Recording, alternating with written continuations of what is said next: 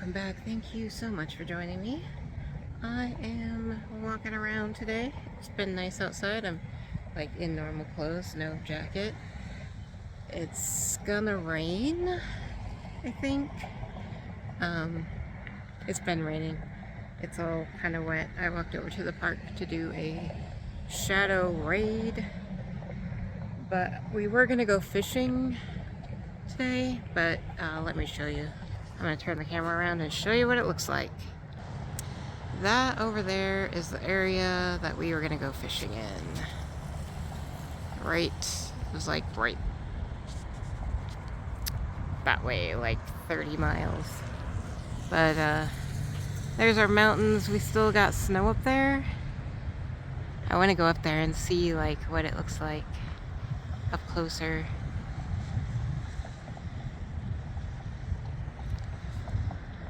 But all in all, the weather is getting better.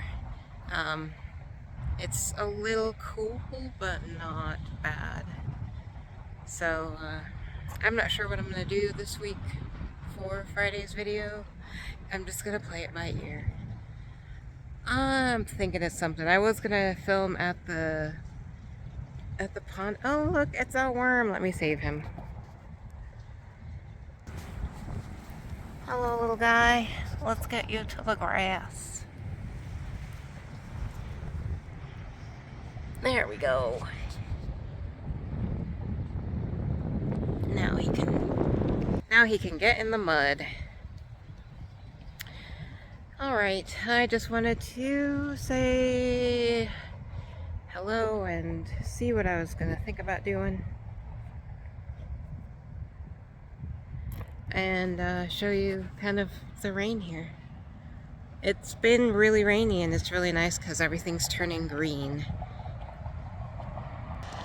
We got a lot of water running through everything. All the grass is green. So that means that all the horses and deer that live up on top of the mountain up there are going to be able to have some foods and waters. So that's a good thing.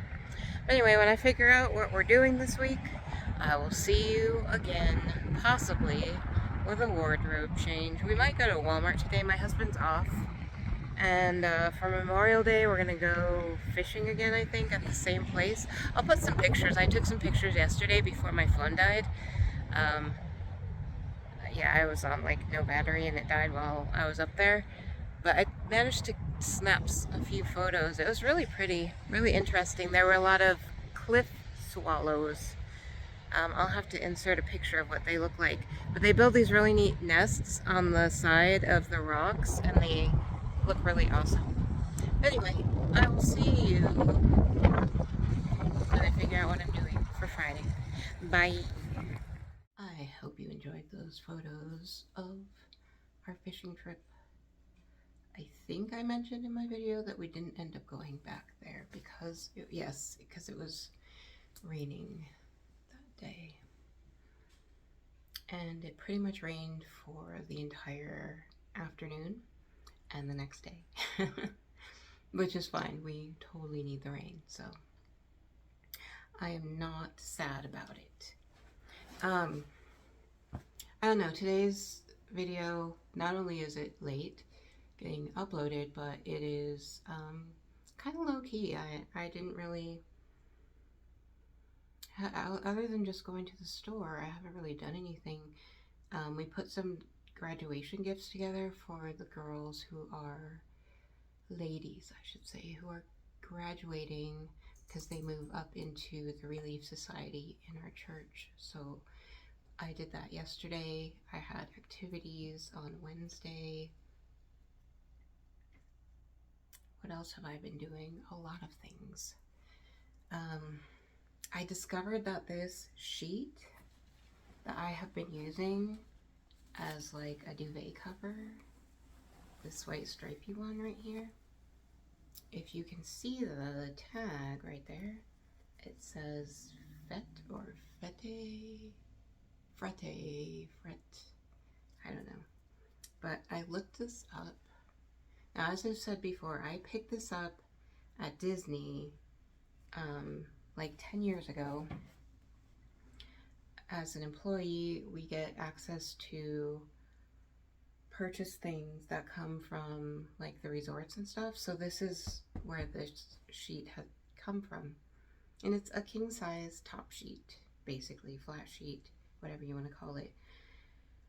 So I looked up the brand because I really like it, and I mean, considering how old it is and how much I've moved around with it, it has held up beautifully. And so I was like, well, let me look into this and see how much they are. I'm gonna put some pictures of how much they are. A plain white, mine has stripes on it, but a plain white king size flat sheet, just one king size flat sheet is $200.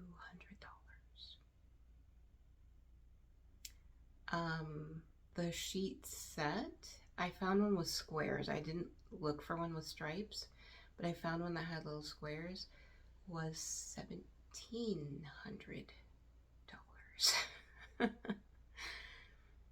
Now I know why it has lasted for so long. So I was quite surprised.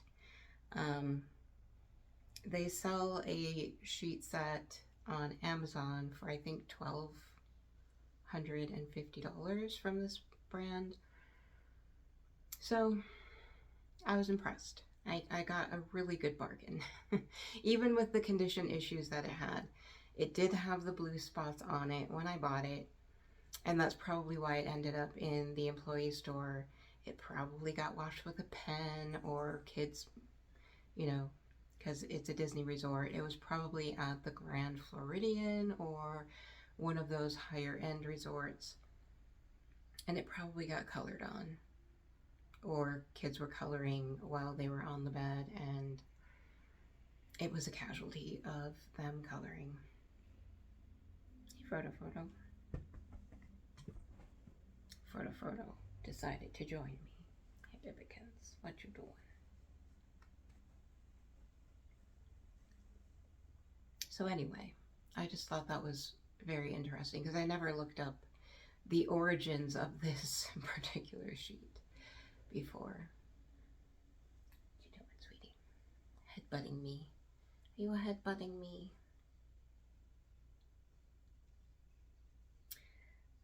Anyway, I wanted to talk a little bit about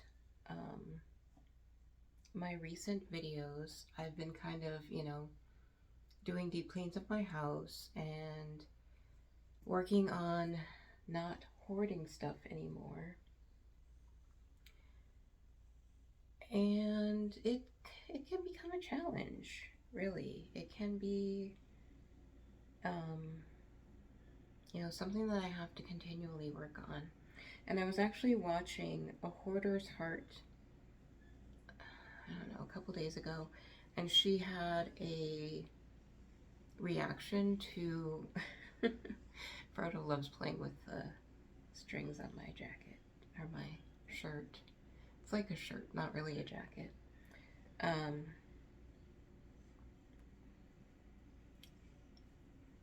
Let me put this down a little bit so you can see what he is doing. Of course, now he's gonna stop. Anyway, you get to see his cute little face. She was talking about how when she watches a show like that, it makes her feel like she understands, and because she hoards for comfort. And I had to think about, I had sat and thought about it for a moment, how, because I watch A&E Hoarders show sometimes, and I watch it to keep myself from doing it again. I kind of watch it to remember, because to me it does not have a comforting feeling. It gives me anxiety and stress, and um, I feel overwhelmed and like I need to run away. Like I have literally had myself hoarded to the point where I just wanted to move and leave everything behind, like throw it all away. But then when I'm in the process of like having to throw things away, that's when I get triggered into, um, you know, wanting to hold on to everything. So I totally get where the hoarders on that show, the A&E show, are coming from. The one that she was watching, I don't remember. I'll have to put the name of it on the screen. Um, it was a different. I've seen the episode that she was watching before, but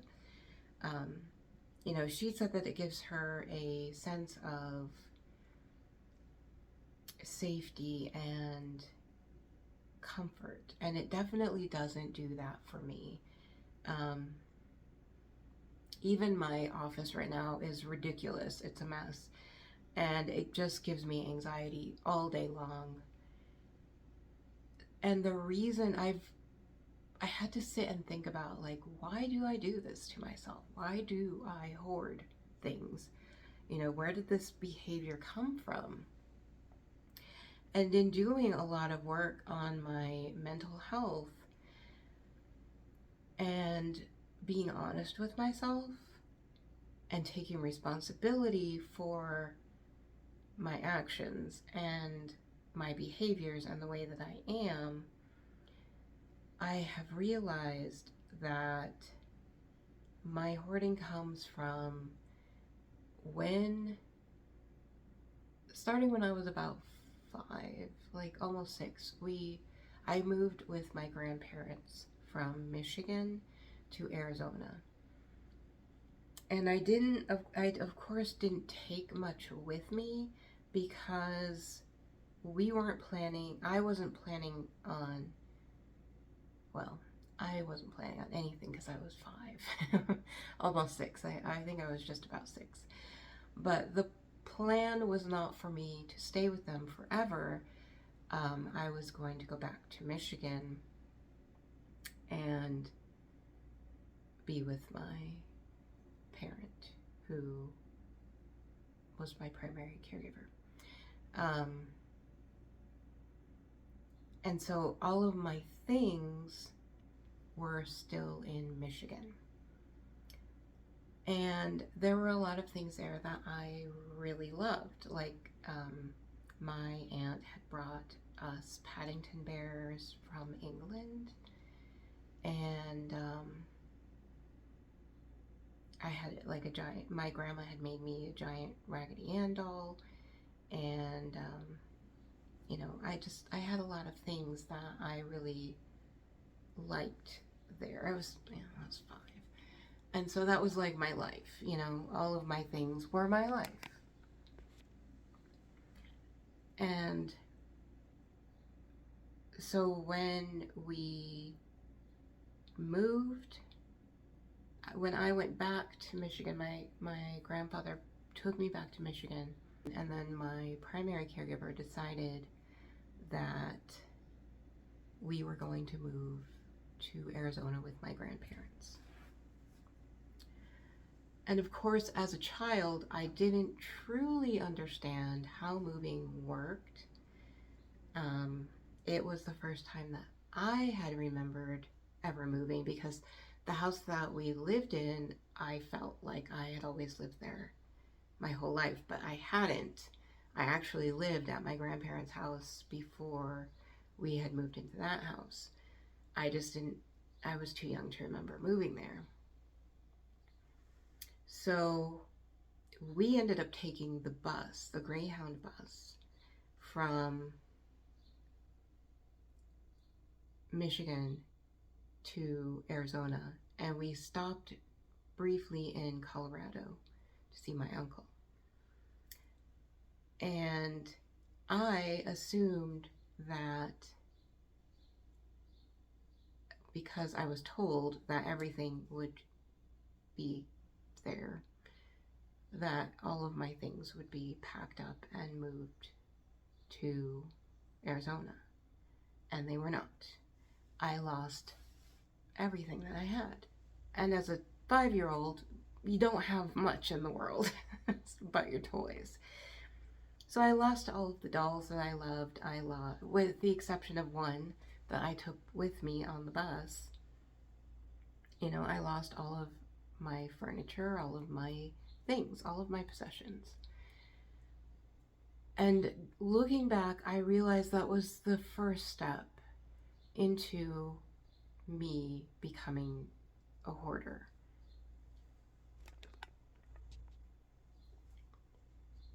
And that was like the first catalyst.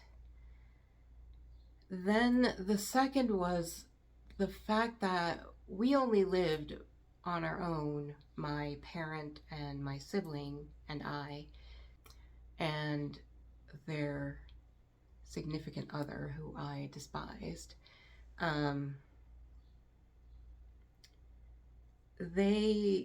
We only lived on our own for, I don't know, that time frame is like really confusing for me because I don't know, as a 6 year old, you don't really understand like time, how it works, and that sort of thing. I would say maybe a few months, maybe 6 months at the most, maybe a year at the most.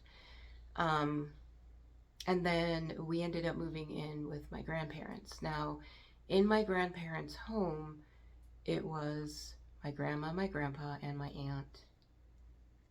So then my parent and my sibling and myself, all living in the same house. And it was 3 bedroom house. My sibling, my parent, and myself shared a bedroom for a long time until my parent started sleeping on the couch in the living room. And keep in mind, my parent, I don't know what mental thing they had going on, but always felt like, and it seemed like an outsider, or that they didn't belong, or they were always worried about how my grandparents felt about us living there, which they didn't seem to care that much. And so my parent always had this anxiety going on that, we always had to be super quiet and walk on eggshells and, not make a mess and not do anything to like upset anybody. So a lot of my mental health issues started as a child with not being able to be a normal child. And I know this is kind of deep for what I normally do, but it's just the things that I've realized like after a lot of introspection. Whether my grandparents felt that way or not, I couldn't tell you. They never said anything, and they always treated us very well. I really feel like it was just a hang up of my parent, and it was just transferred on to me. My sibling, on the other hand, was seemingly oblivious to the whole thing because they still don't understand why I have the issues that I do and why I see things the way I did about my family. So they just had the mentality that they could just blow it off and not care what other people thought, which to me was amazing. I wish that I had that ability, but I don't. I am like a highly sensitive person. I'm an empath, so I take things very like, if you tell me, if you go do this, this person's gonna hate you forever, I will never do that thing. Like, even on accident, like, I will try to never do that thing. It's just the way that I am. Where my sibling, if you told them that, they would purposely try to make the person angry. it was just our opposites of how we were. So, in an effort to not rock the boat, I guess, my parent was always like, if we played with our toys and left them out like normal kids do, we would get scolded like severely, and they would get thrown away. Like, my parent would go in my room and just pick up everything and throw it out. Or they would go in my room and go through my things, my personal things like my drawers, and take out anything that they didn't want me to have or didn't feel like I, was anything that they didn't like or thought was inappropriate or whatever. Instead of talking to me about it, it would just be thrown out without my knowledge. And then when I would go back in my drawer and look for something, like say a note from a friend or something, this person would read all of my notes from friends, you know, and just throw them out. Or on the opposite end of the spectrum, scream at me for them. So I always had this sense of fear over owning things. Like, that's why I don't open things. Because we lived with so many people in the house. Eventually we got foster kids in the house, and it started with people my grandmother would babysit, like kids that my grandmother would babysit for. And then we got foster kids, and they would destroy my things. And instead of somebody saying, oh my goodness, that's terrible, I can't believe that, I'm so sorry, let's do something, let's put it in a special place or whatever, I was more told, just deal with it. Oh, well, they're little and they don't understand what they're doing, so just deal with it.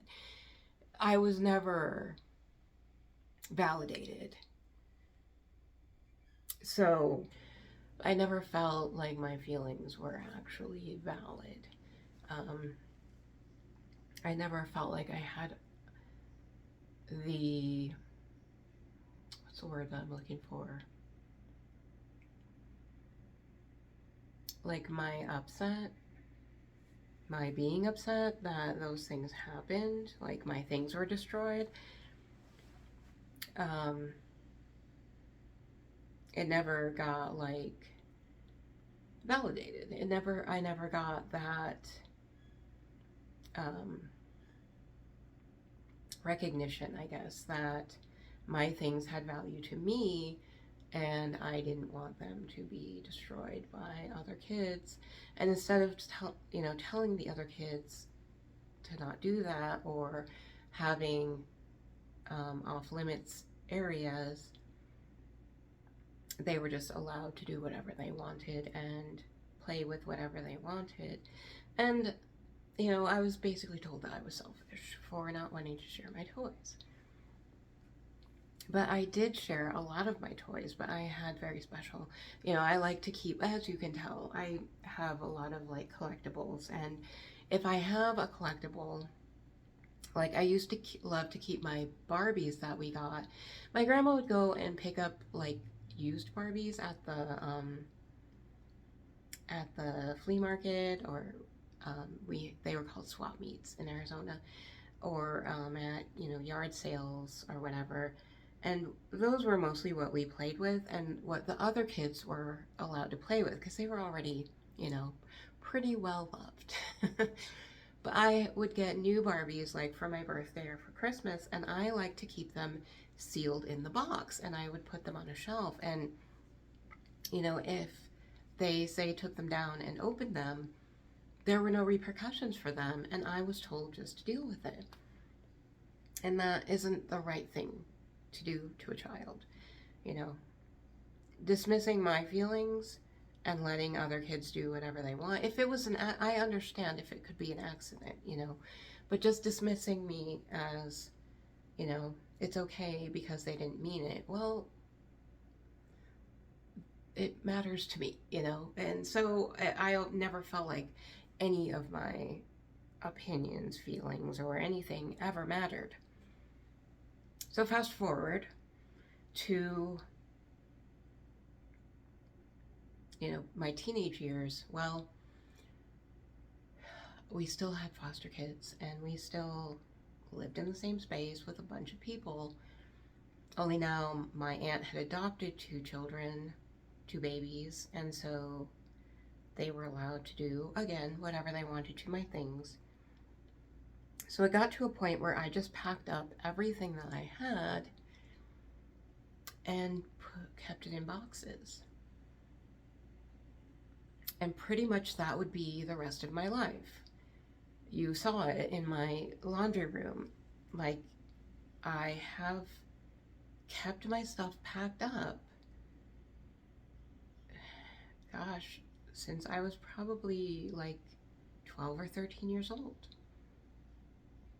Because I figured in a box, if it was packed up and sealed, nobody could touch it, And so everything that I acquired, I would just immediately put into a box. And eventually, I acquired a lot of boxes full of things that I never really got to utilize or look at. So the new rule that I've been following is put it out or get rid of it. And right now, I think the only things that I have in boxes are things that I'm going to be selling, which I just got Whatnot. I got approved to sell on Whatnot. So I'm going to be selling there and putting some of my stuff on there. And I'll leave the link below in the description. I know we got like totally heavy today and really like deep. I try not to do that too much on this channel because I don't want you all to feel like I have a perfect life, but I personally try to move past all of those things. So I'm not trying to pretend that they don't exist. I've been working through them, which is why I'm talking about them, in an attempt to let go of my past. But to let go of it, the conundrum is a lot of people want to completely just forget about it, but you're never going to. I mean, it's always going to be there. But the best way to move forward is to acknowledge the things that you're going through, the things that happened. Recognize what caused the issue to begin with, and then figure out what you need to do to move forward with it, to get past it, to move on. I'm not saying that I will probably never forget the things that happened to me, but, and anyone who tells you just to forgive and forget, it's kind of dismissive and it's kind of rude. So, and it's not validating. So I'm not saying forgive and forget. I'm saying forgive and understand what caused you to feel the way that you did to begin with. Acceptance, acknowledgement, and responsibility. Those are the things that help us heal. It's the problem that I've been having with, the biggest problem I've been having with forgiveness to the person I've been having the hardest time forgiving. It is that they will not acknowledge that they ever did anything. And that's frustrating and it's invalidating. So these are the ways that I can, dig up. Because to get rid of weeds, you've got to dig up the root. If you just pull the green part that you see, it's just going to keep coming back. So you've got to dig up those roots, and they're painful. It's hard. And they're mowing the lawn. So you're going to hear a lot of crunchy noises. But it is hard. It's hard to go there, to dig up all that stuff and deal with it. That's why people drink. That's why they, do drugs, and veg out on binge watching ridiculous hoarders episodes. um, it's an effort to run away from the things that are painful. But I'm going to tell you, nothing is more freeing. No matter how hard it is, to just say, here's my issue. Let's find out why I have it. And you begin to heal. And then you don't need those things. You don't need the alcohol or the drugs or the food or the hoarding. And honestly, even though I still struggle, it's gotten so much better from what I started with. Because nobody has even seen what I started with. It was that, like, it was that crazy. My phone, my watch keeps telling me things, and I don't care. um, yeah, healing is amazing. It's hard, but I totally recommend it. Um, going deep and then taking responsibility. Yes, people hurt me when I was young, people did things wrong, but ultimately, once I grew up, once I turned 18, I mean, even as old as 16 or 17, at that point, I was making my own decisions, and I was making a lot of bad decisions because I was doing things that I didn't feel good about in my heart. I knew that a lot of them weren't right just because I didn't like the way they felt when they were done to me as a child. So, taking that responsibility, even though you're hurting and even though you were wronged, there comes a point that you have to take responsibility. And taking responsibility doesn't mean that you give up the words today are hard. Um, it doesn't take the blame, I guess, from the other person. It just takes away their control over you. Because once I turned 18, my parent was not solely responsible for me anymore. I was. But I gave that person a lot of influence in my life. And I lived under their thumb until I turned like 45. So I gave that many years, that was on me. I could have said, beat it, for a long time, but I didn't because of fear and a lot of other things. And just ignorance. I was just completely ignorant to the fact that this is not the way that people should be treating me. So a lot of these things we do to ourselves, and then, not accepting blame is really just another distraction. Blaming or not accept, I didn't mean to say not accepting blame, not accepting responsibility and blaming the other person is another form of distraction because you can chase that all day long. It's like a dog chasing their tail, but you're never going to get anywhere because in the end, you don't control that person, they do. So, anyway, before this gets to be a million years long, yes, I'm finding out reasons for my hoarding and why seeing hoarders, like watching hoarders, makes me feel so uncomfortable. It's because I don't want to hoard. And hoarding, I never did it to feel safe. I did it to feel a level of control. And I did it to keep my things and to keep my things nice, although a lot of them end up getting ruined just from being stored for so long. Like, don't store pens. they don't last for very long. Gel pens especially. I have lost hundreds of dollars worth of gel pens because I store them instead of using them because I don't want them to get ruined or get used up, and it's a conundrum. Something I'm working on.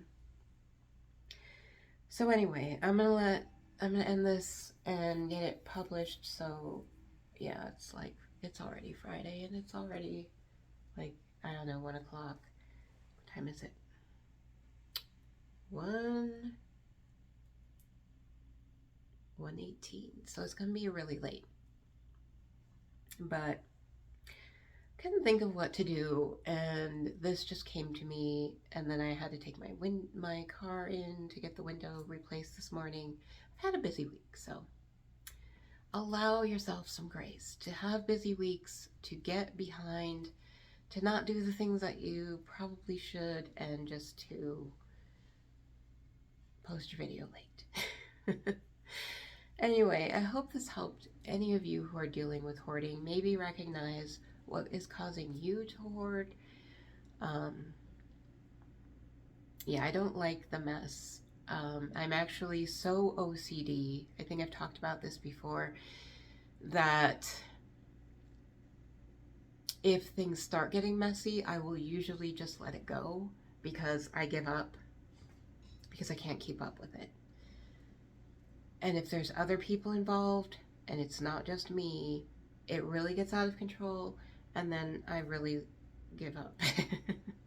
So yeah, that is my hoarding. It's a form of control. It had nothing to do with making me feel safe.